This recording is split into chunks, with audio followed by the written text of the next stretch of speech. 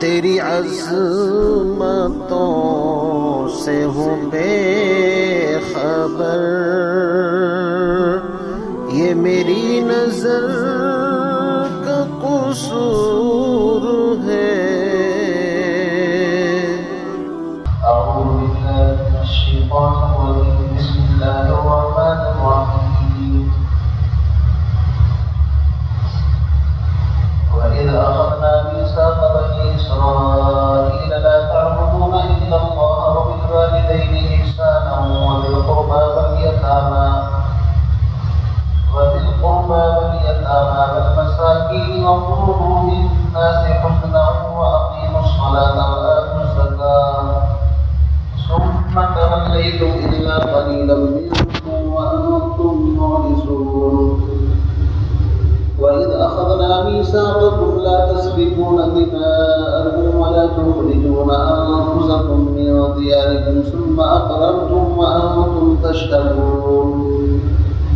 ثم أنتم هؤلاء تقتلون أنفسكم وتخرجون فريقا منكم من ديارهم تظاهرون عليهم بالإثم والعدوان وإن يأتوكم أسارى تفادوهم وهو محرم عليكم إخراجهم أفتؤمنون ببعض الكتاب وتكفرون ببعض فما جزاء من يفعل ذلك منكم إلا خزي في الحياة الدنيا ويوم القيامة يردون إلى أشد العذاب وما الله بغافل عما تعملون.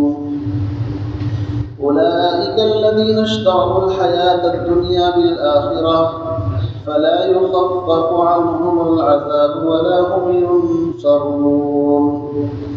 ولقد آتينا موسى الكتاب وقفينا من بعده بالرسل وآتينا عيسى ابن مريم البينات وأيدناه بروح القدس أفكلما جاءكم رسول بما لا تهوى أنفسكم استكبرتم ففريقا كذبتم وفريقا تقتلون وقالوا قلوبنا غلف بل لعنهم الله بكفرهم فقليلا ما يؤمنون. ولما جاءهم كتاب من عند الله مصدق لما معهم وكانوا من قبل يستفتحون على الذين كفروا فلما جاءهم ما عرفوا كفروا به فلعنة الله على الكافرين. بئس ما اشتروا به أنفسهم أن يكفروا بما أنزل الله بغيا أن ينزل الله من فضله على من يشاء من عباده فباءوا بغضب على غضب وللكافرين عذاب مهين. وإذا قيل لهم آمنوا بما أنزل الله قالوا نؤمن بما أنزل علينا ويكفرون بما وراءه وهو الحق مصدقا لما معهم قل فلم تقتلون أنبياء الله من قبل إن كنتم مؤمنين. ولقد جاءكم موسى بالبينات ثم اتخذتم العجل من بعده وأنتم ظالمون. وإذ أخذنا ميثاقكم ورفعنا فوقكم الطور خذوا ما آتيناكم بقوة واسمعوا قالوا سمعنا وعصينا وأشربوا في قلوبهم العجل بكفرهم قل بئس ما يأمركم به إيمانكم إن كنتم مؤمنين. قل إن كانت لكم الدار الآخرة عند الله خالصة من دون الناس فتمنوا الموت إن كنتم صادقين ولن يتمنوه أبدا بما قدمت أيديهم والله عليم بالظالمين. ولتجدنهم أحرص الناس على حياة ومن الذين أشركوا يود أحدهم لو يعمر 1000 سنة وما هو بمزحزحه من العذاب أن يعمر والله بصير بما يعملون. صدق الله العظيم.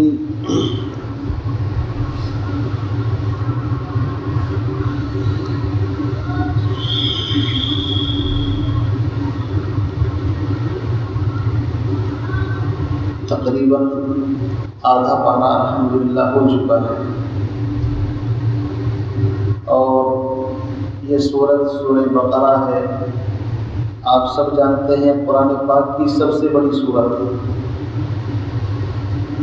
آیت نمبر 82 یعنی 82 سے لے کر کے میں نے تقریباً 2 رکوع اس وقت آپ کے سامنے پڑھے ہیں۔ انشاءاللہ امید یہ ہے کہ اللہ رب العزت کے فضل و کرم سے بہت کم وقت کے اندر انشاءاللہ اس کی مختصر سی تشریح آپ حضرات کے سامنے انشاءاللہ رکھیں گے۔ خلاصے کے طور پر یہ سمجھیے کہ یہاں سے ان آیات میں اللہ رب العزت ان نعمتوں کا تذکرہ فرما رہے ہیں اور ان احسانات کو بیان فرما رہے ہیں۔ اللہ رب العزت نے جن چیزوں کا عہد اور وعدہ بنی اسرائیل سے لیا تھا، تقریباً 8 چیزیں ہیں یہاں پر۔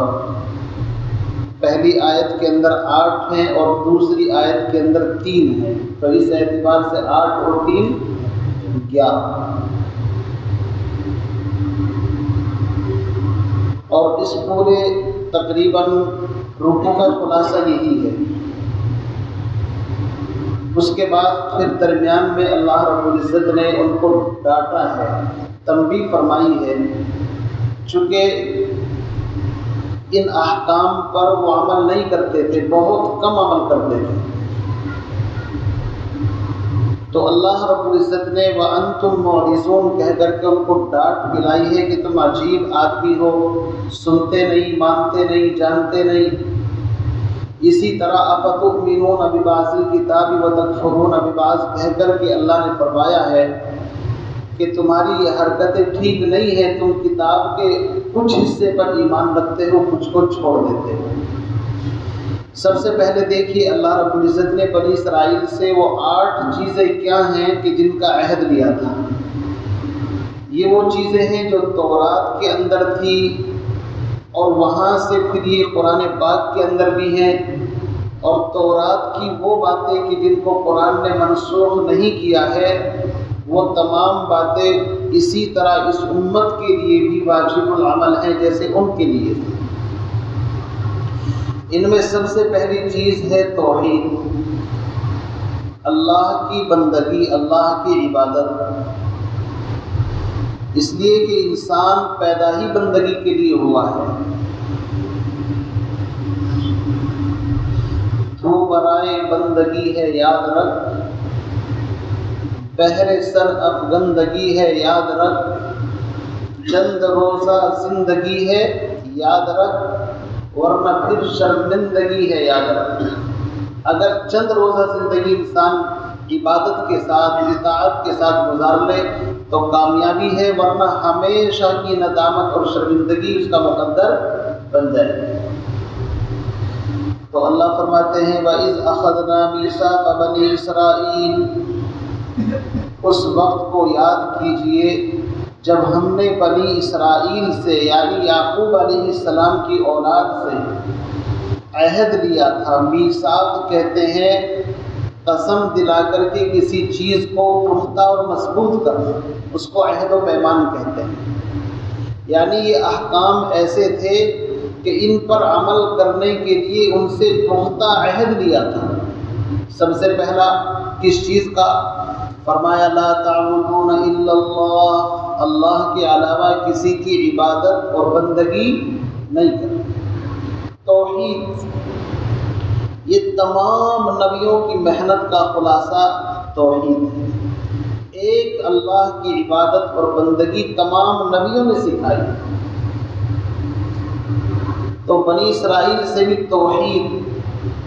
اسی لیے آپ دیکھیے حضرت یعقوب علیہ السلام کا جب آخری وقت ہے، دنیا سے جا رہے ہیں، تو چونکہ وہ تو نبی ہیں اور نبی کو عہد یاد ہوتا ہے، نبی کبھی عہد کو نہیں بھولتے۔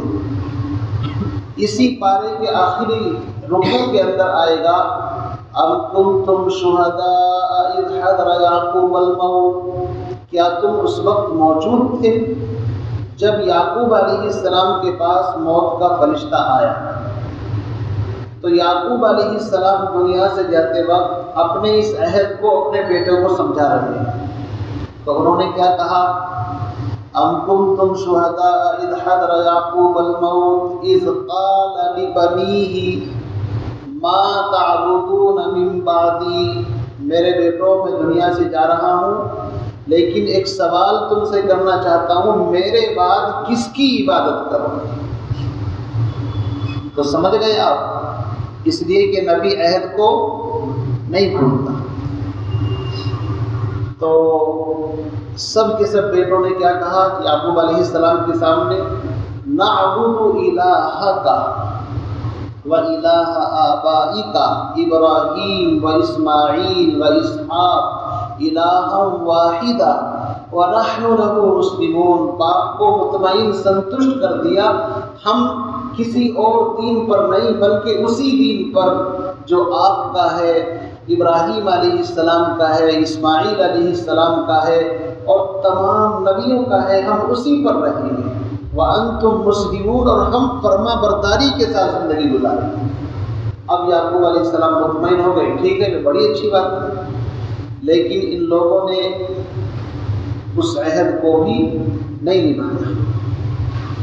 تو اس لیے یہاں پر اللہ فرماتے ہیں کہ اس وقت کو یاد کرو جب ہم نے تم سے بنی اسرائیل سے عہد لیا تھا، لا تعبدون الا اللہ، سب سے پہلا عہد اللہ کے علاوہ کسی کی عبادت نہیں کرتے. دوسری چیز وَبِالْوَالِدَيْنِ إِحْسَانًا، اور والدین کے ساتھ حسن سلوک کرنا ہے، احسان، ان کے حقوق کی ادائیگی کے ساتھ زندگی گزارنی ہے. قرآن مقدس میں جہاں بھی اللہ نے اپنا حق بیان فرمایا ہے فوراً اپنے حق کے بعد ماں باپ کا حق بیان فرمایا ہے. اس لیے اس کائنات میں اللہ کے حق کے بعد اگر کسی کا حق ہے تو کس کا ہے؟ ماں باپ. استاد اپنی جگہ، شیخ اور مرشد اپنی جگہ، ان کا بھی حق ہے. بڑا بھائی اپنی جگہ اور اپنی قوم کے بڑے اپنی جگہ، لیکن ان تمام حقوق کے اندر ماں باپ کا حق نص قطعی قرآن سے ثابت ہے. اس لیے اللہ کے حق کے بعد کس کا حق ہے؟ ماں باپ کا حق. آج شکایت ہے ماں باپ سے تو بول چال بھی بند، لیکن اگر کسی سے بیعت ہو جائیں تو پیر کے دربار میں 8ویں دن حاضر. پیر صاحب بھی نہیں پوچھتے ماں باپ کے ساتھ کیسا چل رہا ہے تمہارا، اللہ معاف فرمائے. میرے عزیز بھائیوں، سب کا حق بعد میں ہے، ماں باپ کا حق پہلے ہے. اور یاد رکھیے وَبِالْوَالِدَيْنِ إِحْسَانًا کے ساتھ ماں باپ کے ایمان کی شرط نہیں لگائی اللہ نے یہ نہیں فرمایا کہ اگر ماں باپ مسلمان ہیں تو ان کے حق ادا کرنا، نہیں، بلکہ ماں باپ اگر بت پرست ہیں، کافر ہیں، مشرک ہیں، کسی اور دین کے اوپر بھی ہیں تو ماں باپ کا حق ماں باپ ہونے کی وجہ سے ہے، ایمان کی وجہ سے نہیں. اس لیے یاد رکھیے ماں باپ کا حق بہت بڑا ہے. نبی علیہ السلام نے فرمایا اللہ کی رضا باپ کی رضا کے اندر، اللہ کی ناراضگی باپ کی ناراضگی کے اندر. ماں اس کے قدموں کے نیچے جنت، باپ جنت کا دروازہ. اور فرمایا کہ ماں باپ کو پیار محبت کے ساتھ دیکھنا حج اور عمرے کا ثواب. کتنی نیکی ہم کما سکتے ہیں. ایک صحابی، ان کی والدہ ناراض تھی، آخری وقت ہے، کلمہ زبان پر جاری نہیں ہوتا. نبی علیہ السلام کو اطلاع کی گئی، آپ تشریف لائے. فرمایا تمہارا بیٹا کیسے ہے؟ کہ بڑا نیک ہے. صحابہ تو نیکی تھے. تو تمہارے ساتھ کیسا معاملہ ہے؟ فرمایا بیوی کو ترجیح دیتا ہے ماں کے اوپر. ترجیح سمجھتے ہیں نا، ماں کو اگنور کرنا باپ کو، اور ان کو مطلب ان کو بیوی کو اہمیت دینا. بس اتنی دل کے اندر ایک ٹیس تھی. ماں باپ زبان سے کچھ نہ کہیں، دل کے اندر اگر بات آ جائے تو سمجھو اس کی آخرت تباہ. فرمایا کہ پھر معاف کر دو، کہ اگر آپ کا حکم ہے تو سر آنکھوں پر ورنہ بڑا دل دکھایا ہے. فرمایا کہ پھر صحابہ سے کہ آگ اکٹھی کرو، لکڑیاں اکٹھی کرو۔ ماں نے پوچھا کیا کرو گے؟ کہ اس کے اندر ڈالیں گے اس کو، جہنم کی آگ تو خطرناک ہے۔ تو ماں ہوتی ہے، فرمایا میں نے اس کو معاف کر دیا۔ ادھر معاف کیا، ادھر زبان پر کلمہ جاری۔ میرے عزیز بھائیوں، ماں باپ کا بڑا اونچا درجہ ہے۔ قرآن میں 3 جگہ پر سورہ لقمان میں انشاءاللہ آئے گا۔ میں شارٹ کٹ کرنا چاہتا ہوں ورنہ پھر تفصیل میں 2-4 باتوں میں وقت چلا جائے گا۔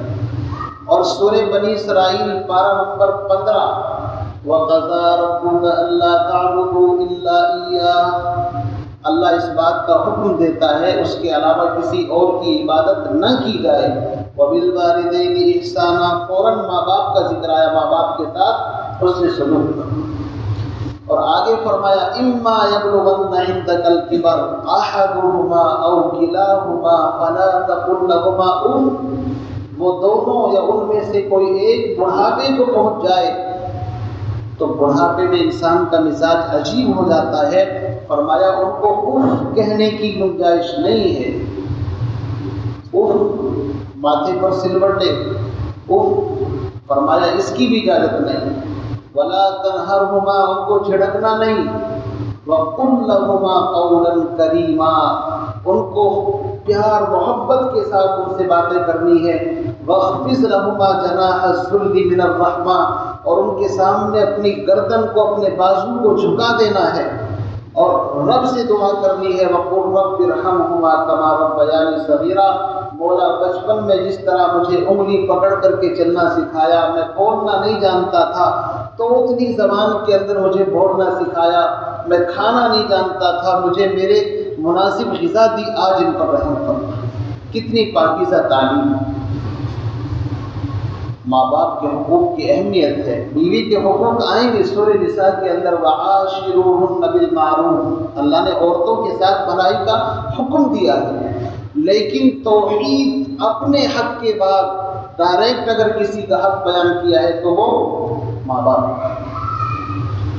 تو فرمایا وبالوالدین احسانا، یہ بنی اسرائیل سے عہد لیا گیا تھا، میرے اور آپ کے بھی کام کی چیز ہے۔ فرمایا ماں باپ کے ساتھ حسن سلوک کرو۔ آج ہم لوگ مغرب سے آنے والی ہر چیز کو سونا سمجھتے ہیں، ان کے خالص پیتل کو بھی سونا سمجھتے ہیں ہم لوگ۔ مغرب کے اندر لائف سسٹم بالکل تباہ ہے۔ ماں باپ بوڑھے ہو گئے، اتنی فرصت نہیں ان کی خدمت کر سکے، اولڈ ہوم کے اندر ان کو ڈال دیا جاتا ہے۔ سال میں کبھی ایک مرتبہ ہائے ہیلو فون پر کر لیا تو کر لیا، اور برتھ ڈے پارٹی بھی نوکروں کو بھیج کر کے کیک ویک وہیں پر کاٹ رہو ہے، اتنی فرصت نہیں۔ اور خدا نہ خواستہ اگر مر جائیں تو اتوار سے پہلے ہماری چھٹی نہیں ہے، اس لیے اتوار تک فریج میں ان کو رکھو، اس کے بعد آخری رسومات ادا کریں۔ تو ایسی تعلیم کہ جس سے ماں باپ سے دوری پیدا ہو جائے۔ اکبر الہ آبادی نے کہا تھا ہم ایسی سب کتابیں قابل ضبطی سمجھتے ہیں، ضبط مطلب ایسی کتابوں کو ضبط کرنے کے لائق سمجھتے ہیں۔ کیا ہم ایسی سب کتابیں لائق ضبطی سمجھتے ہیں جنہیں پڑھ کر کے بچے ماں باپ کو خبطی سمجھتے ہیں؟ ایسی تعلیم کہ باپ اگر آ جائے تو دوستوں سے شرمائے نہیں، ہمارا نوکر ہے، ہمارا باپ نہیں ہے، سمجھتے ہیں۔ ایسے واقعات ہیں میں آپ کو بتا نہیں سکتا۔ ماں باپ اگر آ گئے تو دوستوں میں توہین کہ یار اس کا اسٹیٹس تھوڑا نیچے ہے، چونکہ ماں باپ تو سیدھے ہوتے ہیں، اور یہ پڑھ کر کے گریجویٹ بن گیا تو ماں باپ کو نوکر بتا رہا دوستوں کے سامنے۔ اس لیے فرمایا وبالوالدین احسانا، والدین کے ساتھ حسن سلوک کرو۔ آگے فرمایا تیسرے نمبر پر وذی القربیٰ، قریبی رشتہ داروں کے ساتھ۔ قریبی رشتہ دار چاہے ماں کی طرف سے ہو، ماموں زاد بھائی خالہ، یہ ماں کے رشتے کی طرف سے، اور چاہے باپ کے رشتے کی طرف سے ہو، چچا تایا دادا ہے، دونوں طرف سے۔ اور پھر فرمایا وذی القربیٰ، اور قریبی رشتہ داروں کے ساتھ، والیتامیٰ، اور یتیموں کے ساتھ۔ یتیم اس کو کہتے ہیں جس کے باپ کا سایہ بچپن میں اس کے سر سے اٹھ جائے۔ اگر وہ بالغ ہو تو پھر یتیمی کے احکام جاری نہیں ہوتے، چونکہ اب تو بالغ ہو چکا ہے۔ نابالغ بچہ جو اپنا نفع نقصان نہیں سمجھتا، اس کے ساتھ حسن سلوک فرمایا کہ اگر یتیم کے سر کے اوپر ہاتھ رکھو گے تو تمہارے ہاتھ کے نیچے جتنے بال آئیں گے اللہ اتنی نیکیاں تمہارے نامہ اعمال میں درج فرما دے۔ اس لیے یتیموں سے بھاگنا نہیں چاہیے۔ یتیم اللہ کی رحمتوں کو متوجہ کرتے ہیں۔ میرے پیغمبر کو دیکھیے کہ ابھی آپ ماں کے پیٹ کے اندر ہیں،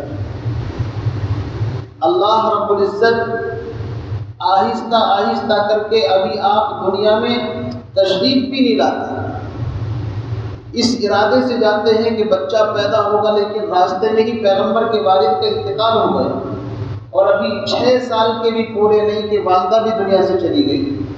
تو یتیم مکہ محمد عربی صلی اللہ علیہ وسلم کو اللہ نے آخری پیغمبر کو یتیم پیدا کر کے بتا دیا کہ یتیموں کا سہارا میں ہوں، دنیا کی کوئی طاقت نہیں ہے۔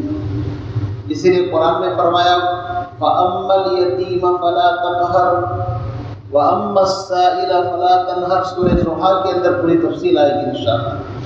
تو فرمایا وَذِي الْقُرْبَىٰ، قریبی رشتہ داروں کے ساتھ، وَالْيَتَامَىٰ، یتیموں کے ساتھ۔ اور یاد رکھیے ایک نقطے کی بات، جانوروں میں ماں کے مرنے سے جانور یتیم ہوتے ہیں، لیکن انسانوں میں باپ کے مرنے سے یتیم ہوتا ہے۔ سمجھ نہیں، جانوروں میں تو باپ کا پتہ نہیں ہوتا، لیکن ماں اس کا پتہ ہوتا ہے۔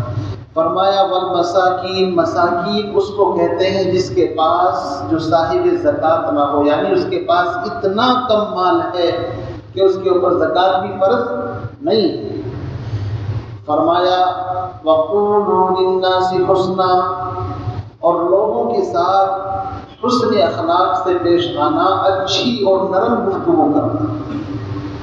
یہاں پر للناس آیا ہے، للمسلمین یا للمؤمنین نہیں آیا ہے۔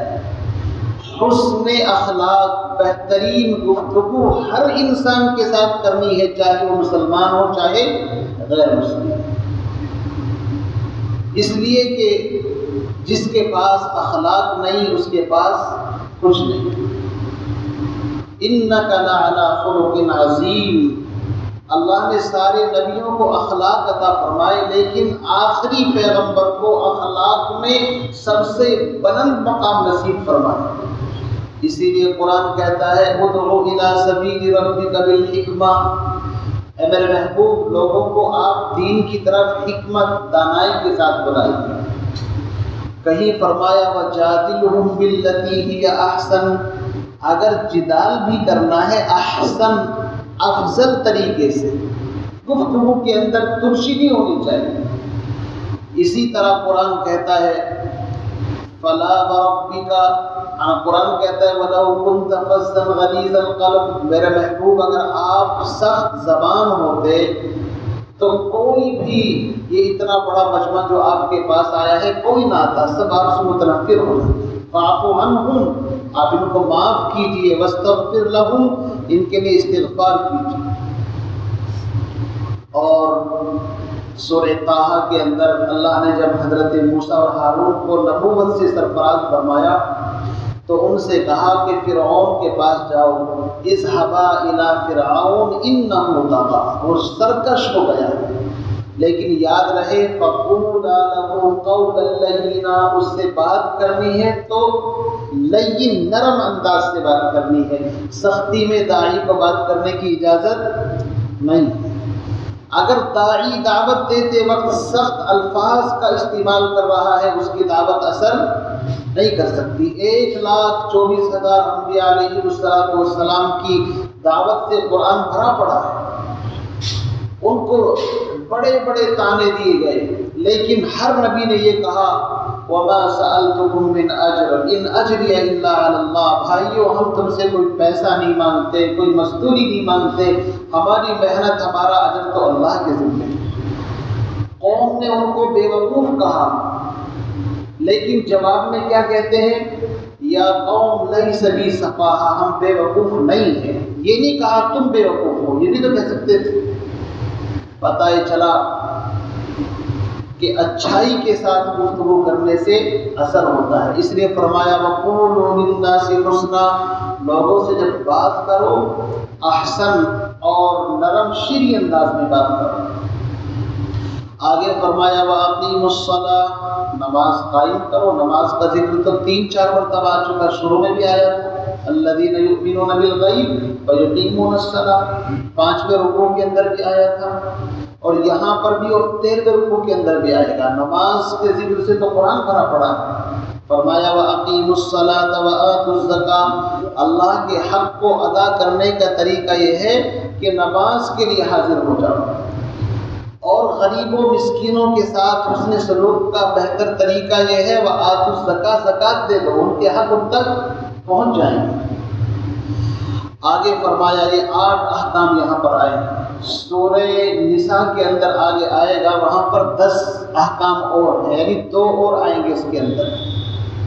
فرمایا ثم تولیتم، اے بنی اسرائیل تم الٹے پاؤں واپس پھر گئے۔ تولیتم کا مطلب ہوتا ہے احکام سے روگردانی کرنا۔ الا قلیلا منکم، تم میں سے بہت کم ان احکام پر عمل کرتے رہے۔ وانتم مورثون، اور تم تو ہو ہی اعراض کرنے والے۔ یہ قرآن کی عدالت اور انصاف ہے کہ سب کو ایک لاٹھی سے نہیں ہانکتا۔ جن لوگوں نے عمل کیا وہ کم تھے، ان کا ذکر الگ کر دیا کہ کچھ کم لوگ ایسے تھے جو عمل کرتے رہے، لیکن اکثر لوگ کون تھے جنہوں نے احکام کو بس پشت ڈال دیا۔ اب ان 8 احکام کو میں اور آپ اپنی زندگی کے اندر ٹٹولیں کہ کیا اللہ کی عبادت اور بندگی ہماری زندگی میں ہے؟ کیا ماں باپ کے ساتھ حسن سلوک ہے؟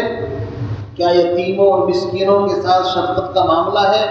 کیا قریبی رشتہ داروں کے ساتھ؟ آج تو رشتے ناطے چھوٹی چھوٹی باتوں پر ختم ہے بھائی صاحب، موبائل کا زمانہ ہے لیکن سالوں سال بات نہیں ہوتی۔ کیوں؟ اگر ہم اپنی طرف سے کال کریں گے تو ہماری ناک نیچی ہو جائے گی، اس لیے رشتے ناطے ختم۔ فرمایا اور ہم جب لوگوں سے بات کرتے ہیں تو ہمارا لہجہ بجائے شیریں ہونے کے تلخ ہوتا ہے، ٹونٹ اور کمنٹ کرتے ہیں لوگوں کے اوپر۔ تو اگر یہ چیزیں ہماری زندگی میں نہیں تو پھر بنی اسرائیل اور ہم میں کوئی زیادہ فرق نہیں۔ اب 3 احکام جن کا ذکر ہے وہ آگے ہیں۔ بنی اسرائیل سے ساتھ ساتھ ان 8 احکام کے اللہ رب العزت نے 3 احکام پر اور عہد لیا تھا۔ وہ کیا ہے؟ فرمایا وَإِذْ أَخَذْنَا مِيثَاقَكُمْ، اس وقت کو یاد کرو جب ہم نے تم سے پختہ عہد لیا تھا، لا تسفكون دماءكم، کہ تم آپس میں خوریزی نہیں کرو گے، ولا تخرجون انفسكم من دياركم، اور تم اپنے آپ کو اپنے وطنوں سے نہیں نکالو گے، ثم اقررتم، پھر تم نے اس کا اقرار کیا تھا، وانتم تشہدون، اور تم اس کے اوپر گواہ بھی تھے۔ یہ خطاب ان سے کہا جا رہا ہے جو حضور اکرم صلی اللہ علیہ وسلم کے زمانے کے بنی اسرائیل تھے، یعنی یہودی مدینے کے اندر، بنو نذیر، بنو قریظہ، بنو قینقاع۔ ثم انتم ہؤلاء، پھر تم وہ لوگ ہو، تقتلون انفسکم، کہ تم آپس میں قتال بھی کرتے ہو، وتخرجون فریقا منکم من دیارہم، اور تم میں سے ایک جماعت دوسرے کو ان کے وطن سے نکالتی بھی ہے، تظاہرون علیہم بالاسم والعدوان، اور ظلم اور زیادتی کے ساتھ ایک دوسرے پر تم چڑھائی بھی کرتے ہو۔ وَإِن يَأْتُوكُمْ أُسَارَىٰ، اور اگر تم میں سے کوئی قیدی بنا کر کے آ جائے، تُفَادُوهُمْ، تو تم فدیہ دے کر کے اس کو چھڑا لیتے ہو، وَهُوَ مُحَرَّمٌ عَلَيْكُمْ إِخْرَاجُهُمْ، حالانکہ تم پر ان کا نکالنا بھی حرام تھا۔ أَفَتُؤْمِنُونَ بِبَعْضِ الْكِتَابِ وَتَكْفُرُونَ بِبَعْضٍ، تو کیا تم کتاب یعنی تورات کے بعض حصے پر عمل کرتے ہو اور بعض کو چھوڑ دیتے ہو؟ یاد رکھیے ایمان لانا ہے پوری پر لاؤ، اور اگر بعض پر ایمان ہے اور بعض کو چھوڑ دیا تو بعض نہیں، اگر ایک بات کا بھی انسان انکار کر دے تو ایمان سے نکل جاتا ہے، اور اگر انکار نہ کرے لیکن عملاً ترک کر دے تو گنہگار جب بھی۔ فرمایا فما جزاء من يفعل ذلك منكم، پس کیا بدلہ ہے اس شخص کا تم میں سے جو ایسا کام کرے، سوائے اس کے خزي فی الحیات الدنیا، دنیا کی زندگی میں ذلت اور رسوائی، وَيَوْمَ الْقِيَامَةِ يُرَدُّونَ إِلَىٰ أَشَدِّ الْعَذَابِ، اور قیامت کے دن بدترین سخت ترین عذاب کے اندر تم مبتلا کیے جاؤ گے۔ وَمَا اللَّهُ بِغَافِلٍ عَمَّا تَعْمَلُونَ، اور اللہ تمہارے کاموں سے بے خبر نہیں۔ ان آیات کا خلاصہ، بنی اسرائیل سے 3 باتوں کا عہد لیا تھا۔ ایک تو یہ کہ آپس میں تمہیں لڑنا نہیں۔ کیوں؟ آپس کی ٹوٹ جگت کی لوٹ۔ آپس میں لڑتے ہیں تو کیا ہوتا ہے؟ ارے بھائی دوسرے تماشا دیکھتے ہیں نا، کمزوری۔ یہ حکم مسلمانوں کے لیے اسپیشل دیا گیا ہے، قرآن میں آئے گا سورہ آل عمران کے اندر، وَاعْتَصِمُوا بِحَبْلِ اللَّهِ جَمِيعًا، تم سب مل کر اللہ کی رسی کو مضبوطی سے پکڑ لو، وَلَا تَفَرَّقُوا، آپس میں اختلاف مت کرو ورنہ تو تمہاری ہوا اکھڑ جائے گی۔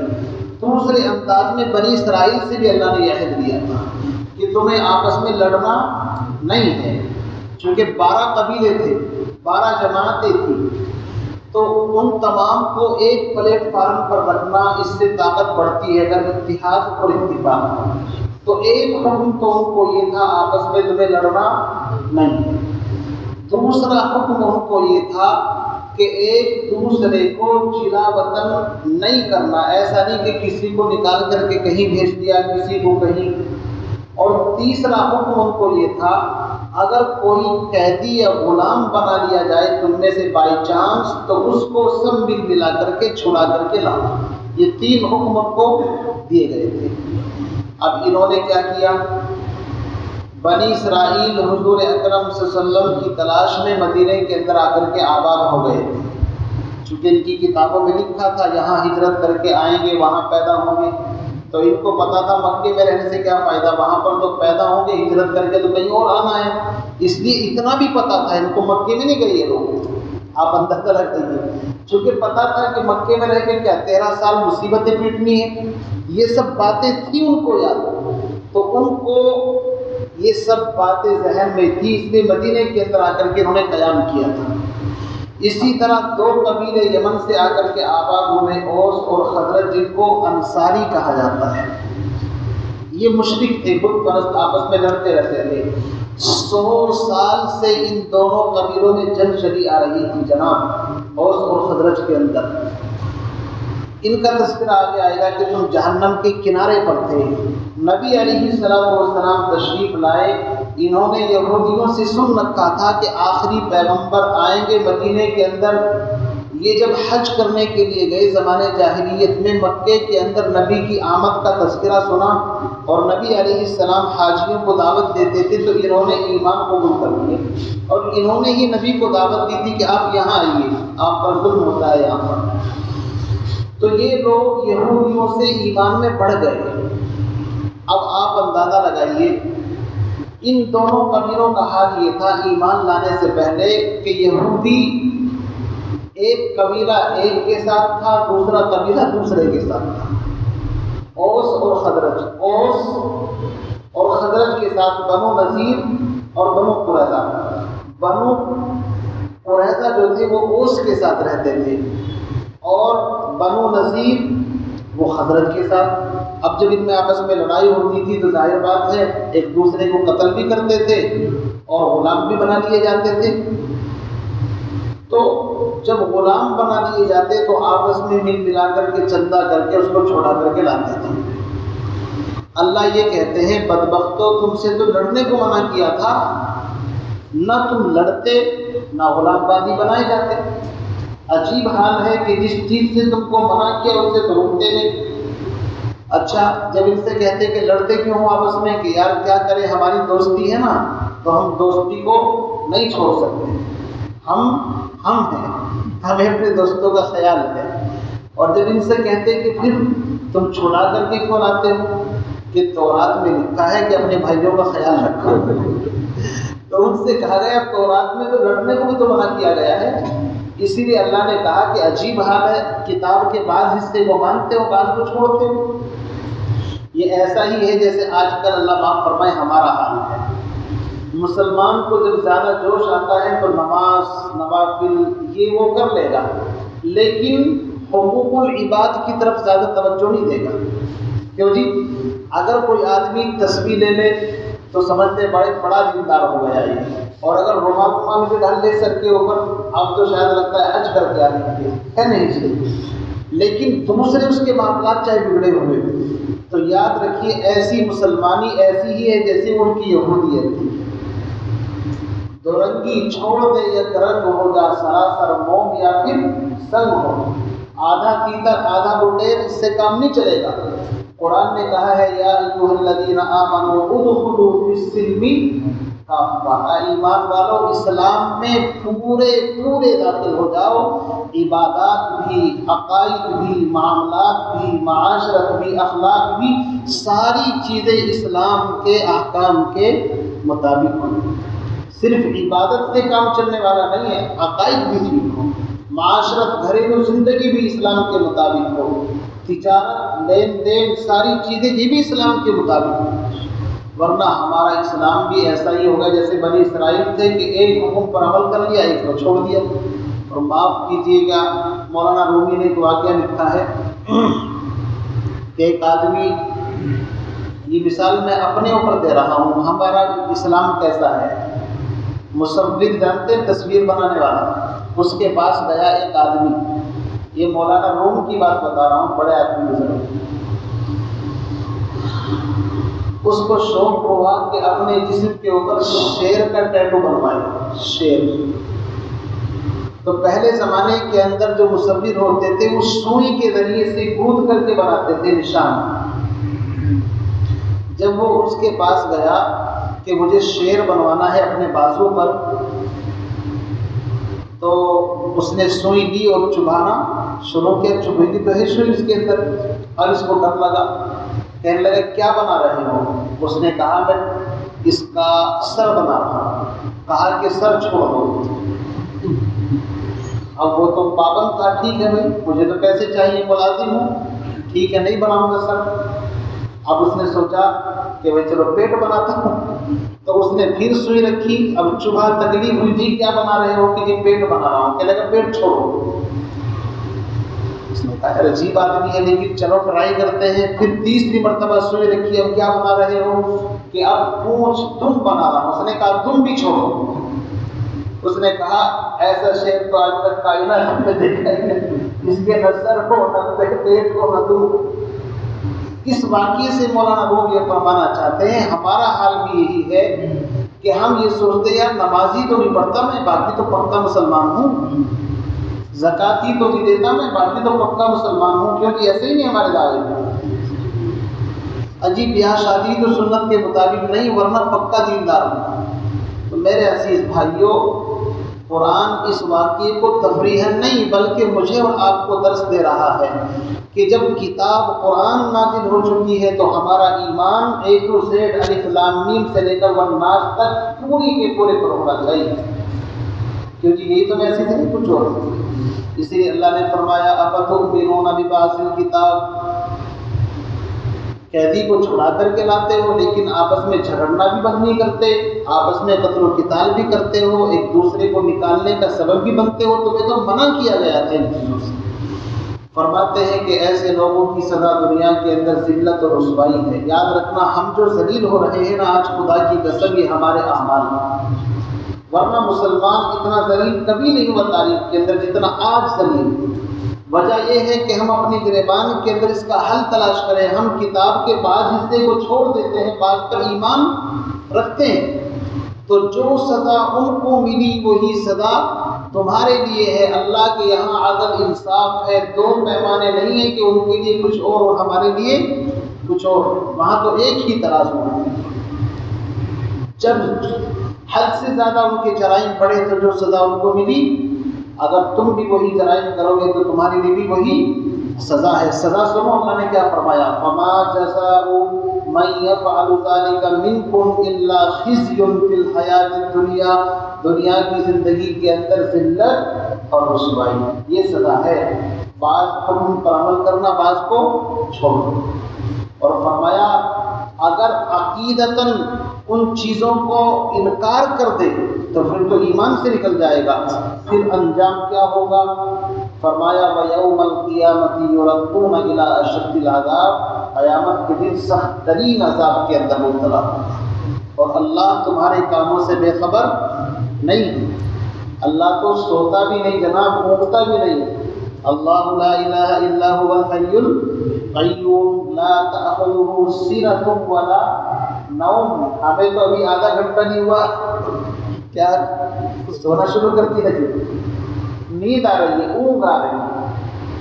اللہ اگر سو جائے تو نظام درہم برہم ہو جائے۔ اللہ کو نہ نیند آتی ہے نہ اونگ آتی ہے۔ تو فرمایا وَمَا اللَّهُ بِغَافِلٍ عَمَّا تَعْمَلُونَ، اللہ تمہارے کاموں سے بے خبر نہیں ہے۔ آگے وجہ بیان کرتے ہیں کہ ہر جرم کی کوئی نہ کوئی وجہ ہوتی ہے۔ اس جرم کی کہ وہ جو احکام کو چھوڑتے تھے، بات نہیں مانتے تھے، کہا کچھ جاتا تھا، کرتے کچھ تھے، آخر کیا ان کا دماغ نہیں تھا یا کیا پرابلم تھی؟ اللہ نے فرمایا دماغ سب کچھ تھا، لیکن دو چیزیں ہیں، ایک دنیا اور ایک آخرت۔ جب انسان دنیا کی محبت میں مست ہو جاتا ہے، دنیا کے نفع کو نفع سمجھتا ہے، آخرت کے نفع کو نفع نہیں سمجھتا، آخرت کے نقصان کو نقصان نہیں سمجھتا، تو پھر اس کی صلاحیت ختم ہو جاتی ہے، وہ دنیا ہی کے بارے میں سوچتا ہے۔ اللہ فرماتے ہیں یہ سب کچھ انہوں نے اس وجہ سے کیا، اولئک الذین اشتروا الحیاۃ الدنیا بالآخرہ، انہوں نے نقد کو ادھار کے مقابلے میں ترجیح دی۔ دنیا کا نفع ان کے سامنے تھا، آخرت کو انہوں نے پس پش ڈال دیا۔ اور جب وہ آخرت کو بھول گئے تو اللہ فرماتے ہیں یاد رکھو فلا یخفف عنہم العذاب، بس ان سے عذاب کم نہیں کیا جائے گا، ولا هم ینصرون، اور نہ ان کی کوئی مدد کی جائے گی۔ تو اس رکوع کا خلاصہ یہ ہوا کہ اللہ نے 11 باتوں کا عہد ان سے دیا تھا، اس میں سے کچھ چیزوں پر عمل کر لیتے تھے، کچھ کو چھوڑ دیتے تھے، جس کی وجہ سے اللہ نے ناراضگی کا اظہار فرمایا اور صاف کہا کلیئر کٹ کہ کیا تم بعض کتاب پر ایمان رکھتے ہو، بعض کو چھوڑتے ہو۔ اس میں میرے اور آپ کے لیے سبب یہ ہے کہ ہم بھی قرآن پاک کے مکمل حصے پر ایمان رکھیں، ایسا نہیں عبادات تو یہاں سے لے لی لیکن معاملات اپنی مرضی کے مطابق، معاشرت اپنی مرضی کے مطابق، ایسا نہیں چلے گا۔ جس نبی کا کلمہ پڑھا ہے سر سے لے کر پیر تک اسی کی غلامی کرنی پڑے کہ محمد سے وفا تو نے تو ہم تیرے ہیں، یہ جہاں چیز ہے کیا لوح و قلم تیرے ہیں، محمد کی محبت دین حق کی شرط اول ہے، رہے اس میں اگر خامی تو ایمان نامکمل ہے، نہ جب تک کٹ مروں میں کھا جائے یثرب کی عزت پر، خدا شاہد ہے کامل میرا ایمان ہو نہیں سکتا۔ نماز اچھی، روزہ اچھا، زکوٰۃ اچھی ہے، حج اچھا، مگر میں باوجود اس کے مسلمان ہو نہیں سکتا۔ ساری چیزوں میں غلامی کس کی کرنی ہے؟ عامہ کے لال محمد عربی صلی اللہ علیہ وسلم کی۔ ہم یتیم نہیں ہیں بھائی، ہمارے پاس بہت مال ہے، ہمیں عقیدہ بھی نبی نے سکھایا ہے، ہمیں تجارت بھی نبی نے سکھائی ہے، ہمیں شادی اور بیاہ بھی نبی نے سکھایا ہے۔ کوئی معاملہ مجھے ایسا بتاؤ کہ جس کے بارے میں کالی کمری والے نے رہنمائی نہ فرمائی، بتاؤ تو صحیح آپ۔ جب تو ہم کہہ سکتے تھے کہ بھائی عبادت کا طریقہ تو نبی نے بتا دیا لیکن تجارت کا طریقہ نہیں بتایا، اس لیے بھائی دوسروں سے لینا پڑے گا۔ نہیں، میرے نبی نے ساری چیزیں، میرے نبی نے تو استنجا کرنے کا طریقہ بھی بتایا ہے، استنجا کرنے کا طریقہ بھی بتایا ہے۔ تو ہم تو مالا مال ہیں لیکن اس کے الطاف تو ہیں عام، شہیدی سر پر تجھ سے کیا ضد تھی اگر تو کسی قابل ہوتا۔ ہم عمل نہیں کرتے، بات یہ۔ اس لیے میرے عزیز آگے فرمایا، ایک سوال ذہن میں آ سکتا تھا کہ یار بنی اسرائیل سے اتنے عہد دیے گئے لیکن اللہ کہہ رہے کہ وہ عہد کو توڑ دیتے تھے، چھوڑ دیتے تھے، کہیں ایسا تو نہیں کہ انہوں نے اپنی تعلیمات کو بھلا دیا ہو، زمانہ لمبا گزر گیا ہو، جیسے کوئی 500-800 سال کا زمانہ اور بیچ میں کوئی سمجھانے والا بتانے والا نہ آیا ہو؟ تو چونکہ کام جب شروع ہوتا ہے اور نہج پر ہوتا ہے، آہستہ آہستہ زمانے کے گزرنے سے زل چڑھ جاتا ہے، حالات پلٹا کھا جاتے ہیں، تو کہیں ایسا تو نہیں کہ ایک نبی آیا ہو اور صدیاں گزر گئی ہوں؟ اللہ نے اس کا جواب دیا، فرمایا ایسا نہیں ہے۔ وَلَقَدْ آتَيْنَا مُوسَى الْكِتَابَ، تحقیق ہم نے موسیٰ علیہ السلام کو کتاب تورات عطا فرمائی۔ وَقَفَّيْنَا، قفینا کا مطلب ہے ان کے پیچھے پیچھے، پیچھے پیچھے کا مطلب سمجھتے ہیں؟ پرندے جب اڑتے ہیں تو ایک کے پیچھے ایک لائن لگا کر، قطار لگا کر کے، فرماتے ہیں وَقَفَّيْنَا مِن بَعْدِهِ بِالرُّسُلِ، بعد کا لفظ بھی آ گیا، ان کے پیچھے، ان کے بعد میں ہم نے رسولوں کا ایک لمبا سلسلہ جاری فرمایا۔ آپ دیکھیے موسیٰ علیہ السلام نبی، ہارون علیہ السلام نبی، انہی کے زمانے کے اندر انہی کے شاگرد یوشع بن نون وہ بھی نبی، داؤد علیہ السلام نبی، سلیمان علیہ السلام نبی، ایک نبی کے بعد ایک ہی وقت میں کئی پیغمبر اللہ نے بھیجے۔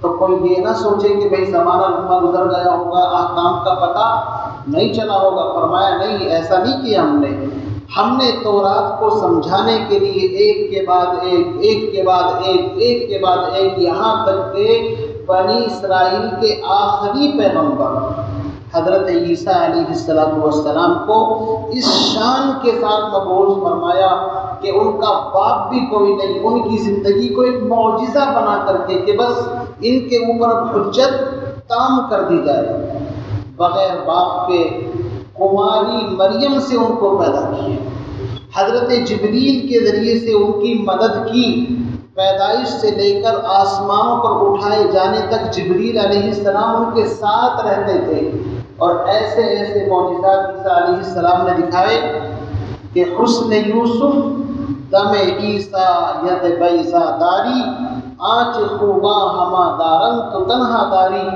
حضرت عیسیٰ ابن مریم مٹی کی، مطلب پرندے کی شکل بناتے مٹی سے، جسے بچے بناتے ہیں نا، اور اس میں پھونک مار دیتے تو وہ پرندہ اڑ کر کے چلا جاتا۔ مادرزاد اندھا، آج بھی ڈاکٹری لائن کے اندر مادرزاد اندھے کا علاج نہیں ہے، دنیا میں آ کر کے آ جائے، اندھا پن آ جائے تو علاج ہے، لیکن ماں کے پیٹ سے اگر کوئی اندھا پیدا ہو تو آج بھی اس کا علاج نہیں۔ لیکن عیسیٰ علیہ السلام اس زمانے کے اندر آنکھوں پر ہاتھ پھیرتے تھے تو اس کی بینائی آ جاتی تھی، کوڑ کا مرض اس کے اوپر دم کر دیتے، ہاتھ پھیرتے تھے۔ قرآن میں آگے آئے گا وَأُبْرِئُ الْأَكْمَحَ وَالْأَبْرَصَ وَأُحْيِي الْمَوْتَىٰ بِإِذْنِ اللَّهِ، مردے کو زندہ کرنا، کیا کھا کر کے آئے ہو، کیا گھر میں رکھ کر کے آئے ہو، یہ بھی بتا دیتے تھے۔ کتنے معجزات اللہ نے عطا فرمائے، لیکن ان کو ماننے کے بجائے جناب ان کے پیچھے پڑ گئے، ان کو قتل کرنے کے پیچھے۔ یہ جو سولی آپ دیکھتے ہیں نا، صلیب کا نشان، اپنے عقیدے کے مطابق تو یہودی یہی سمجھتے ہیں کہ ہم نے ان کو سولی دی، یہ تو قرآن کہتا ہے وَمَا قَتَلُوهُ وَمَا صَلَبُوهُ وَلَٰكِن شُبِّهَ لَهُمْ، نہ ان کو قتل کیا گیا نہ سولی، بَلْ رَفَعَهُ اللَّهُ إِلَيْهِ، بلکہ اللہ نے آسمانوں پر زندہ اٹھایا، اور قیامت کے قریب آئیں گے، آئیں گے، یقینی بات ہے، قرآن کہتا ہے۔ تو اتنے معجزات ان کو عطا فرمائے، ان کو ماننا چاہیے تھا، نہیں ماننا چاہیے تھا، لیکن انہوں نے کیا کیا، کہا کہ بس ہم تو تمہاری شکل دیکھنا بھی نہیں چاہتے، تم تو ولد الزنا ہو، تمہارے تو باپ کا پتہ نہیں، ایسے ایسے گھٹیا الزام انہوں نے لگائے۔ اسی کو اللہ فرماتے ہیں وَآتَيْنَا عِيسَىٰ ابْنَ مَرْيَمَ الْبَيِّنَاتِ، اور ہم نے عیسیٰ ابن مریم کو واضح دلائل، میں نے بتا دیا، اشارہ کر دیا، آگے آئیں گے، یہ معجزات عطا فرمائے۔ وَأَيَّدْنَاهُ بِرُوحِ الْقُدُسِ، اور جبریل کے ذریعے سے ان کی تائید تقویت کی، جبریل ساتھ رہتے تھے، کیوں؟ یہودی دشمن تھے، قتل کرنا چاہتے تھے، تو اللہ فرماتے ہیں تائید اور مدد کی جبریل کے ذریعے سے۔ اب ان یہودیوں کو اللہ ڈانٹتے ہیں، یہاں سے فرمائے أَفَكُلَّمَا جَاءَكُمْ رَسُولٌ، تم وہ لوگ ہو کہ جب بھی تمہارے پاس کوئی رسول آیا، کوئی پیغمبر آیا، بِمَا لَا تَهْوَىٰ أَنفُسُكُمْ، ایسے احکام لے کر کے جو تمہارے جی کو نہ بھایا، سمجھ رہے؟ یعنی اگر من مرضی حکم آ گیا پھر تو کوئی بات نہیں، اور اگر وہ مرضی کے خلاف ہے تو پھر فرمایا ایسے احکام لے کر کے آیا کہ تمہارے نفس تمہارے جی کو وہ احکام نہ بھایا، استکبرتم تو تم تکبر کرتے تھے، ففریقا کذبتم بس ایک جماعت کو تم نے جھٹلایا، تکذیب کی، بہت سارے نبیوں کو کہا یہ نبی نہیں ہے، یہ تو ہماری طرح انسان ہے، کیا کہتے تھے؟ ہماری طرح انسان ہیں، کھاتے ہیں پیتے ہیں چلتے ہیں، بیوی بچے ہیں، ان میں ہمیں کوئی فرق نہیں ہے، وَفَرِيقًا تَقْتُلُونَ اور تم میں سے ایک جماعت ایسی تھی کہ جنہوں نے نبیوں کو قتل بھی کیا، حضرت زکریا علیہ السلام کو آرے سے چیرا، یحییٰ علیہ السلام کو قتل کیا، شعیب علیہ السلام کے ساتھ زیادتیاں کی، بہت سارے نبی، یہاں تک کہ تفسیر ابن کثیر میں لکھا ہے کہ نبی علیہ السلام کے ساتھ بھی انہوں نے بڑے پروپیگنڈے کیے۔ نبی علیہ السلام کو خیبر کے اندر ایک یہودی عورت نے گوشت کے اندر زہر ملا کر کے، اور مشکات شریف کی روایت ہے کہ جب آپ کا آخری وقت تھا تو آپ نے اما عائشہ سے فرمایا کہ اس زہر کا اثر میرے اوپر ہو رہا ہے جس کی وجہ سے آپ کی رگ کٹی، یعنی آپ کو شہادت کا درجہ بھی ملنا تھا۔ جو آپ اندازہ لگائیے یہودیوں نے ایک خفیہ میٹنگ کی کہ ان کے اوپر جادو کرو۔ نبی علیہ السلام نے فرمایا سورہ قلم کی آخری آیات اگر نہ ہوتی تو یہودی مجھے گدھا بنا دیتے۔ آپ اندازہ لگائیں کتنے بڑے انہوں نے پلان بنائے نبی کو تکلیف پہنچانے، اور یہی نہیں آپ پر جادو کیا۔ اما عائشہ فرماتی ہیں کہ نبی علیہ السلام ایسا ہو گیا تھا کہ گویا میں نے کام کر لیا، حالانکہ وہ کام ابھی نہیں کیا، اتنا اثر ہوا پیغمبر کے اوپر۔ اس سے یہ بھی بتانا مقصود تھا کہ یہ نبی انسانوں میں سے ہے، کوئی خدائی طاقت نہیں ہے، یہ بھی یاد رکھیے، عقیدے کو صحیح کرنا ہوتا ہے۔ آپ فرماتے ہیں میں خواب میں تھا، لیٹا ہوا تھا، اور یاد رکھیے نبی کی صرف آنکھیں سوتی ہیں، دل بیدار رہتا ہے۔ ہم جب سوتے ہیں ہمارا دل بھی سوتا ہے، آنکھیں بھی سوتی ہے، کچھ پتہ نہیں ہوتا، لیکن پیغمبر جب سوتا ہے تو دل بیدار جاگا ہوا رہتا ہے۔ ایک سرہانے آ کر کے بیٹھ گیا فرشتہ ایک پیروں کی طرف، اب دونوں سوال کر رہے ہیں کہ تمہارے ساتھی کو کیا ہو گیا، نبی کی طرف اشارہ کر کے انہوں نے فرمایا ان پر تو جادو ہو گیا۔ اور یاد رکھیے نبی کا خواب وحی ہوتا ہے، کیا ہوتا ہے؟ وحی، اللہ کا حکم ہوتا ہے۔ کس نے کیا ہے؟ یہودی لبید بن عاصم اور اس کی بیٹیوں نے کیا ہے۔ کس چیز میں کیا ہے؟ کہ کھجور کی کچھ چھال وغیرہ ہے اور کنگھی وغیرہ ہے اور کچھ بال بھی۔ اچھا جی، کہاں ہے؟ بیر سروان، کوئی کنواں تھا گمنام، وہاں پر۔ اب آپ بیدار ہوئے تو صحابہ کو لے کر کے اس کنویں پر آپ تشریف لے گئے اور وہاں سے پتھر کے نیچے سے وہ چیزیں نکالی گئی۔ قرآن نازل ہوا قل اعوذ برب الناس ملک الناس الہ الناس من شر الوسواس الخناس الذی یوسوس فی صدور الناس من الجنۃ والناس قل اعوذ برب الفلق، معوذتین پڑھی گئی اور وہ جادو ختم۔ پتہ یہ چلا کہ ان سورتوں کو پڑھنے سے میری بھی حفاظت ہوگی، آپ کی بھی حفاظت ہوگی، ان سے فائدہ اٹھانا چاہیے۔ تو اللہ فرماتے ہیں کہ ایک جماعت کو انہوں نے قتل کیا اور ایک جماعت کو آئندہ بھی، یعنی نبی کے ساتھ بھی انہوں نے اس طرح کی حرکتیں کی۔ آپ علیہ السلام پر پتھر گرانے کی بھی کوشش کی، وہ تو اللہ اپنے نبی کو مطلع فرما دیتے تھے۔ فرمایا وقالوا قلوبنا غلف، جب ان سے کہا جاتا ہے بدبختو دین پر، تورات پر، قرآن پر عمل کرو، اس آخری نبی کو مانو، تو کہتے ہیں ہمارے دل پردے کے اندر ہے۔ غلف کیا مطلب؟ دو مطلب، ایک مطلب تو یہ ہے کہ ہمارے دل پردے میں ہے، اس کے اندر اگر تم اپنی بات پہنچانا چاہو تو پہنچا دو، ہم تو سن رہے ہیں تمہاری بات، اگر تمہاری بات میں کوئی اثر ہوگا تو دل سمجھے نہیں قبول کر لیں گے، اور اگر نہیں ہے تو اس کا مطلب یہ ہے تمہاری باتوں میں کوئی جان۔ آپ سمجھ رہے کتنا بڑا مذاق ایک طریقے سے، سوچو۔ دوسرا مطلب اس کا یہ ہے کہ ہمارے دل علم اور حکمت سے، تورات سے، نبیوں کی تعلیم سے پر ہیں، بھرے ہوئے ہیں، اس میں تمہاری باتوں کی گنجائش نہیں۔ یہ مطلب ہے۔ اللہ فرماتے ہیں ان کے دلوں میں کوئی حکمت نہیں ہے، ہم بتاتے ہیں اصل پرابلم کیا ہے۔ بل لعنہم اللہ بکفرہم، بلکہ اللہ تعالیٰ نے لعنت کر دی ہے ان کی ناشکری اور انکار کی وجہ سے۔ فقلیلا ما یؤمنون، بس بہت کم ان میں سے ایمان لائیں گے۔ ان آیات میں نبی کو بھی تسلی ہے کہ نبی جی جب انہوں نے اپنے اوریجنل نبیوں کے ساتھ جو ان کی طرف مبعوث کیے گئے تھے ان کے ساتھ یہ کیا تو آپ پر کہاں جلدی سے ایمان لانے والے ہیں، اس لیے آپ ٹینشن پریشانی مت اٹھائیے۔ اسی لیے قرآن فلا وربک کہیں فرماتا ہے فلعلک باخع نفسک، تسلی کے لیے۔ آگے فرمایا ولما جاءہم کتاب من عند اللہ، اور جب آئی ان کے پاس کتاب یعنی قرآن اللہ کی طرف سے، مصدق لما معہم، تصدیق کرتی ہے یہ قرآن اس چیز کی جو ان کے پاس ہے، تورات کی تصدیق کرتی ہے۔ تورات کے واقعات ابھی دیکھو آئے نا اس کے اندر، فرمایا وَكَانُوا مِن قَبْلُ يَسْتَفْتِحُونَ عَلَى الَّذِينَ كَفَرُوا، اور قرآن کے نازل ہونے سے پہلے ان کا حال یہ تھا کہ مدد طلب کیا کرتے تھے کافروں پر۔ جب ان کی لڑائی ہوتی تھی تو کافروں سے کہتے تھے ہم قریب آخری نبی آخری کتاب آئے گی، ہم اس پر ایمان لائیں گے اور تم سب کو پھر دیکھ لیں گے، دھمکی دیتے تھے قرآن اور نبی کا نام لے کر کے۔ لیکن جب وہ نبی آ گیا تو پھر آنکھیں پھیر لی۔ سلمہ بن قیس ایک صحابی ہے، فرماتے ہیں ہمارا قبیلہ تھا عبد الاشہل، وہاں کی یہودی آخرت کی اور یہ جو بڑی باتیں کیا کرتا تھا۔ ہم نے کہا بھائی خیریت تو ہے، اس نے کہا خیریت نہیں، آخری نبی آنے والے ہیں۔ کہا کہ کب تک آ جائیں گے؟ تو میں بچہ تھا، میری طرف اشارہ کر کے کہا اگر یہ بچہ اپنی طبعی عمر تک 60-70 کی ایج تک پہنچا تو وہ آ جائیں گے۔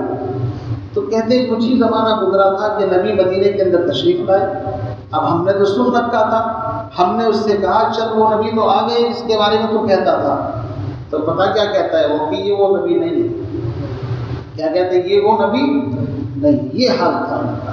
تو فرماتے ہیں کہ وَكَانُوا مِن قَبْلُ يَسْتَفْتِحُونَ عَلَى الَّذِينَ كَفَرُوا فَلَمَّا جَاءَهُم مَّا عَرَفُوا، بس جب وہ پیغمبر اور وہ کتاب ان کے سامنے آ گئی جس کو یہ پہچانتے تھے، کفروا بہ، اس کا انکار کر بیٹھے۔ اب جب انکار کر بیٹھے تو اللہ نے پھر کیا علاج کیا؟ فَلَعْنَةُ اللَّهِ عَلَى الْكَافِرِينَ، بس انکار کرنے والوں پر اللہ کی لعنت۔ ظاہر بات ہے جب نہیں مانتے اور کیا کیا جائے۔ آگے فرمایا کیوں نہیں مانتے تھے؟ بئس ما اشتروا بہ انفسہم، بہت بری ہے وہ چیز جس کے بدلے میں بیچا ہے انہوں نے اپنے آپ کو۔ کس چیز کے بدلے میں بیچ دیا؟ حقیر دنیا کے بدلے میں۔ ان یکفروا بما انزل اللہ، انکار اس وجہ سے کیا اس چیز کا جس کو اللہ نے اتارا ہے، بغیاً، ضد، جلن، حسد کی وجہ سے۔ انہیں حسد اور چڑ پیدا ہو گئی کہ آخری پیغمبر قریش بنی اسماعیل کے اندر کیوں پیدا ہو گیا، بنی اسرائیل میں کیوں نہیں پیدا ہوا؟ بتائیے، نبوت کسی کے باپ کی جاگیر ہے کہ جو جہاں چاہے اس کو لے لے؟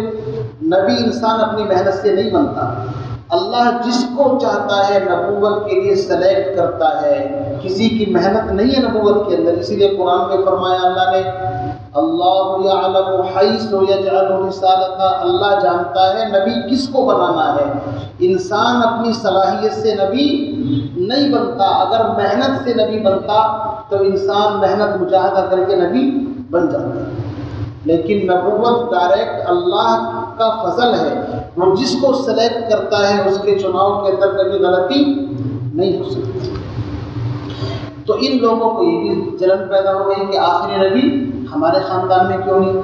فرمایا کہ بغیاً، اس بات کے جلن اور حسد کی وجہ سے، ان ينزل اللہ من فضلہ علی من یشاء من عبادہ، کہ اللہ اپنا فضل کیوں نازل کرتا ہے اپنے بندوں میں سے جس پر چاہے۔ یعنی یہ وحی ہمارے خاندان میں آنی چاہیے تھی، آخری نبی جس کا برسوں سے ہم انتظار کر رہے وہ ہم میں آنا چاہیے تھا۔ حالانکہ اللہ فرماتے ہیں کہ بھائی جس کو ہم نے نبی بنایا ہے ہم جانتے ہیں۔ اب ان کی سزا سنیے، فباءوا بغضب علی غضب، بس یہ غضب بالائے غضب کے مستحق ہوئے، یعنی ایک غضب نہیں بلکہ غضب بالائے غضب۔ کیوں؟ اپنے نبیوں کا انکار کیا، عیسیٰ علیہ السلام کا انکار کیا، قرآن کا انکار کیا، آخری پیغمبر کا انکار کیا، ایک غلطی نہیں بہت ساری غلطیاں تھیں۔ وَلِلْكَافِرِينَ عَذَابٌ مُّهِينٌ، اور کافروں کے لیے ذلت آمیز عذاب ہے۔ آگے تھوڑا سا ہے، اگر آپ کو نیند آ رہی ہے تو بند کر دیتے ہیں، ورنہ تو صرف ترجمہ ہے، 5-7 منٹ کے اندر کام ہو جائے گا۔ بتائیں بھائی بشاشت ہے کیا ہے جی؟ پورا مضمون ہو جائے گا، بیچ میں رہ جائے گا ورنہ۔ فرماتے ہیں وَإِذَا قِيلَ لَهُمْ آمِنُوا، صرف ترجمہ ہے، 2 منٹ میں اس کی تشریح انشاءاللہ سمجھ میں آ جائے گی آپ کے۔ جب ان سے کہا جاتا ہے ایمان لاؤ بما انزل اللہ، اس کتاب پر یا اس نبی پر جس کو اللہ نے اتارا ہے، ان یہودیوں سے کہا جاتا ہے قرآن پر اور نبی محمد صلی اللہ علیہ وسلم پر ایمان لاؤ، ان کا جواب سنو۔ کو جواب کیا ہے ان کا؟ قالوا نؤمن بما انزل علینا، ہم ایمان لاتے ہیں اس کتاب پر، اس نبی پر جو ہماری طرف بھیجا گیا، یعنی ڈیوائڈ کر دیا نبیوں کو، تقسیم کر دیا۔ ہم صرف موسیٰ کو مانیں گے جناب، اس کے علاوہ کسی کو نہیں مانیں گے، ہم تورات کو مانیں گے، اس کے علاوہ کسی کو نہیں مانیں گے۔ جبکہ ایمان کا تقاضا یہ ہے کل آمن باللہ وملائکتہ وکتبہ ورسلہ، تمام A to Z نبیوں کو ماننا ضروری ہے، اور آخری پیغمبر پر ایمان لانا تو ایمان کے لیے سب سے زیادہ ضروری ہے، ورنہ ایمان ہی معتبر نہیں ہے۔ تو اللہ فرماتے ہیں وَيَكْفُرُونَ بِمَا وَرَاءَهُ، اس کے علاوہ سب کا انکار کرتے ہیں۔ پتہ ہی چلا یہودیوں نے پہلے ہی من بنا لیا تھا، نہ عیسیٰ کو ماننا ہے اور نہ آخری پیغمبر کو ماننا ہے۔ اللہ فرماتے ہیں وَهُوَ الْحَقُّ مُصَدِّقًا لِمَا مَعَهُمْ، حالانکہ وہ نبی اور وہ قرآن حق ہے، تصدیق کرتا ہے ان کتابوں کی جو ان کے پاس ہے۔ قرآن اگر تورات کی مخالفت کرتا یا موسیٰ علیہ السلام کے اپوزٹ ہوتا، جب تو اختلاف سمجھ میں آتا تھا کہ یار بھائی ہمارے نبی کو برا کہہ رہا ہے، یہ تو ہمارے دین کی دھجیاں اڑا رہا ہے، ہم نہیں مانیں گے۔ لیکن قرآن تو تصدیق کرتا ہے، موسیٰ علیہ السلام کے واقعات سے قرآن بھرا پڑا ہے، تورات کا ذکر جگہ جگہ پر ہے، تو پھر تو کوئی جھگڑا نہیں ہونا چاہیے۔ فرمایا اب اللہ کے ناراضگی حد سے بڑھ گئی، کوئی آدمی جھوٹ بولے، جھوٹ پر کمر باندھ لے تو جھوٹ ہوتا ہے۔ اللہ نے کہا ان بدبختوں سے یہ پوچھو اگر تمہارا تورات پر ایمان ہے تو کیا تورات میں نبیوں کو قتل کرنے کو کہا گیا تھا؟ کیا تورات میں جھوٹ بولنے کو کہا گیا تھا کہ نبیوں کو تکذیب کرنا؟ کیا تورات میں بچڑے کی پرستش جو انہوں نے کی تھی نا وہ اس کے بارے میں کہا گیا تھا؟ ظاہر بات ہے کچھ بھی نہیں کہا گیا تھا۔ تو اب ان سے سختی کے ساتھ ایک طریقے سے اللہ فرما رہے ہیں کل اے نبی ان سے پوچھو جن کا دعویٰ یہ ہے کہ ہم تورات کو مانتے ہیں، تم تورات کو بھی نہیں مانتے، اگر تورات کو مانتے تو نبی اور قرآن پر پہلے سے ایمان لاتے۔ فرمایا فَلِمَ تَقْتُلُونَ أَنْبِيَاءَ اللَّهِ، بس پھر کیوں قتل کیا تم نے اللہ کے نبیوں کو اس سے پہلے اگر تم ایمان والے ہو؟ وَلَقَدْ جَاءَكُم مُوسَىٰ بِالْبَيِّنَاتِ، تمہارے پاس تو موسیٰ علیہ السلام واضح دلائل لے کر کے آئے تھے۔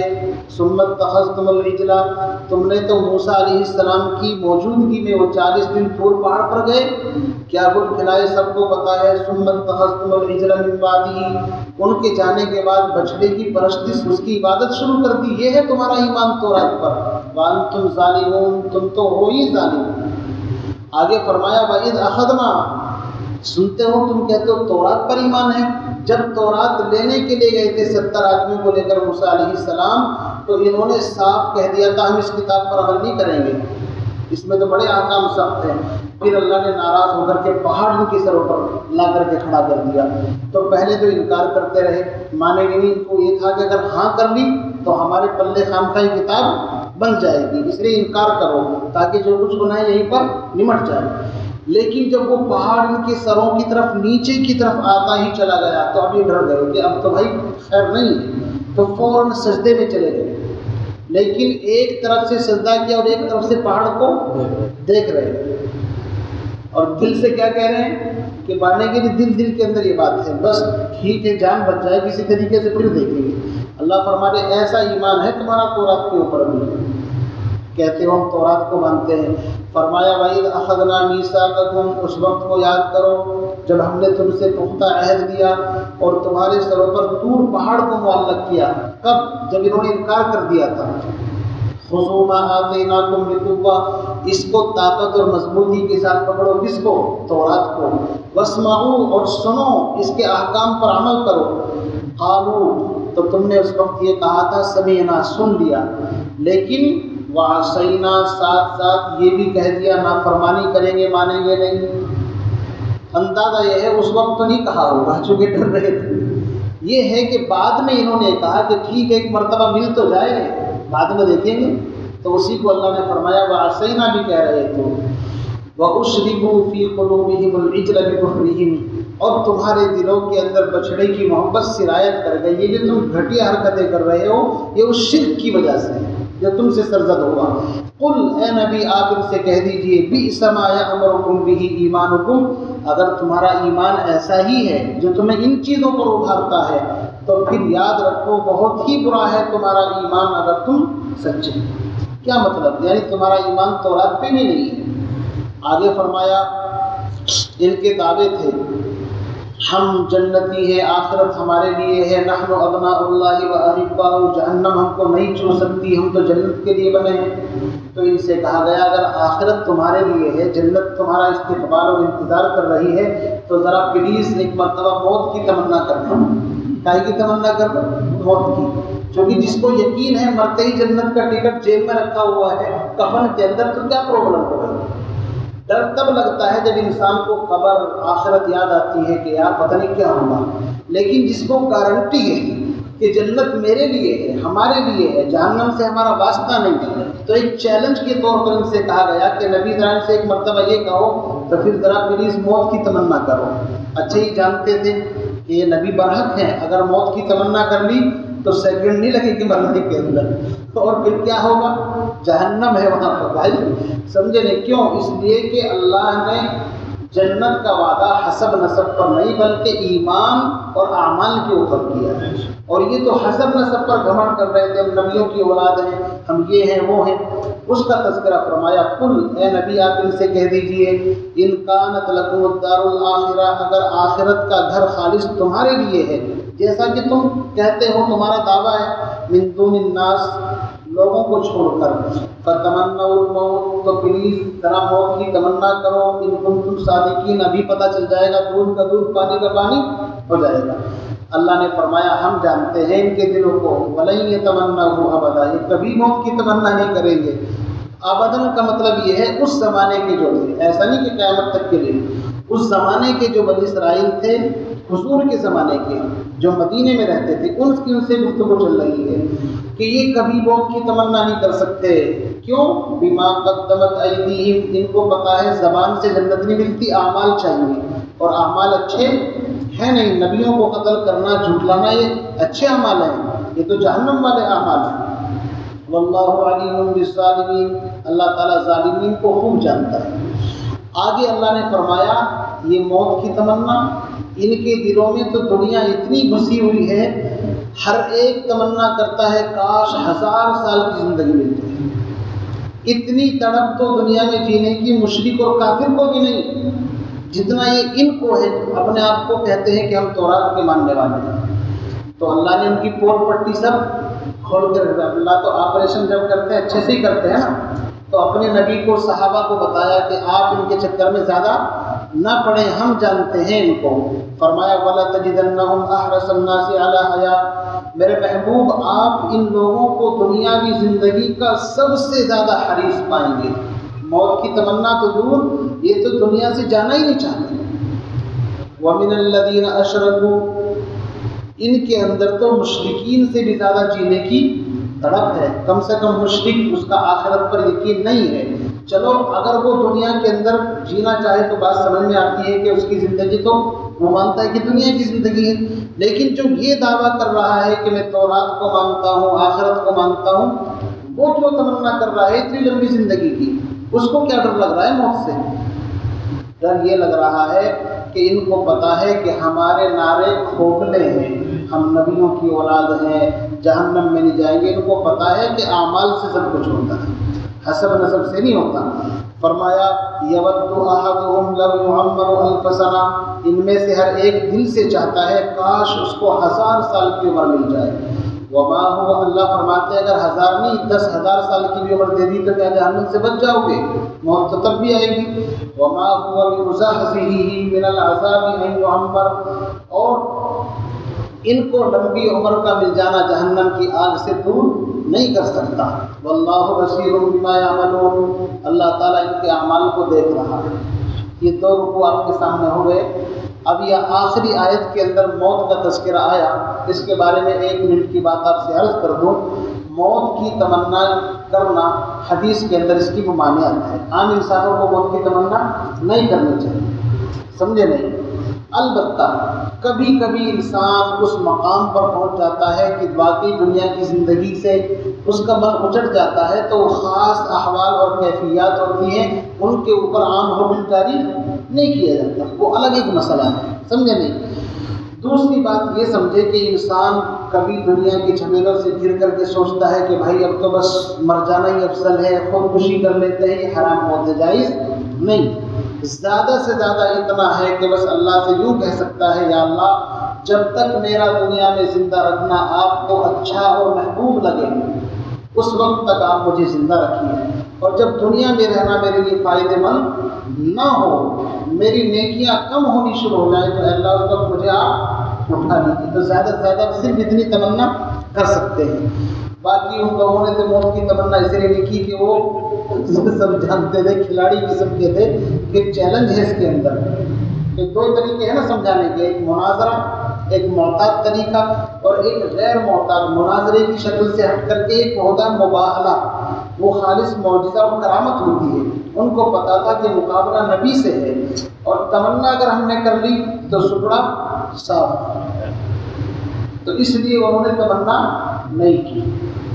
اس سے نبی علیہ السلام کی صداقت اور زیادہ ظاہر ہو گئی کہ دیکھو یہ لوگ سب جھوٹی بکواس کرتے ہیں، اور اس میں نبی علیہ السلام کو تسلی بھی ایک طریقے سے کہ نبی جی آپ پریشان مت ہوئیے، ہم جانتے ہیں ان کے دلوں میں ایک بیماری نہیں ہزاروں بیماریاں ہیں، یہ تو اپنے وقت کے نبیوں کو چکمہ دیتے رہے، موسیٰ علیہ السلام کو سمجھے نہیں، ہارون علیہ السلام کو، ان کے قابو میں نہیں آئے، تو پھر آپ کے بارے میں تو ویسے ہی حسد اور جلن کے اندر ہے کہ آخری نبی دوسرے قبیلے اور خاندان کے ہم ان کو ایکسپٹ نہیں کریں گے، نہیں مانیں گے۔ تو ان دونوں واقعات کے اندر بڑی اہم باتیں میرے اور آپ کے سامنے آئی ہیں۔ دعا فرمائے اللہ تعالیٰ سے ہم تمام کو صحیح اور حق اور اس کے راستے پر چلنے کی توفیق عطا فرمائے، اور جو باطل کا راستہ ہے اللہ تعالیٰ اس سے میری اور آپ کی حفاظت فرمائے۔ اللہم ارنا الحق حقا وارزقنا اتباعہ وارنا الباطل باطلا وارزقنا اجتنابہ۔ اللہ سے دعا مانگتے رہا کرے، اللہ جو حق کا راستہ ہے، سیدھا راستہ ہے، اس کی مجھے اور آپ کو رہنمائی اور ہدایت اور توفیق عطا فرما، اور جو باطل کا راستہ ہے اللہ تعالیٰ اس سے میری اور آپ کی حفاظت فرمائے۔